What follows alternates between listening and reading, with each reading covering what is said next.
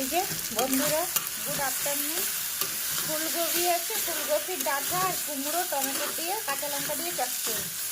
এটা হচ্ছে ফুলকপির ডাঁটার চচ্চড়ি।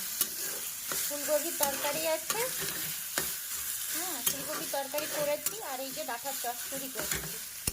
ফুলকপির ডাঁটাটা প্রেসার কুকারে সিদ্ধ করলাম ছোটো ছোটো কেটে, সিদ্ধ করে কুমড়োটা ভেজে কাঁচা লঙ্কা টমেটো দিয়ে ভেজে একটু সামান্য লঙ্কা, কাঁচা লঙ্কা দিলাম, আর একটু সামান্য কাশ্মীরি লঙ্কা দিয়েছি।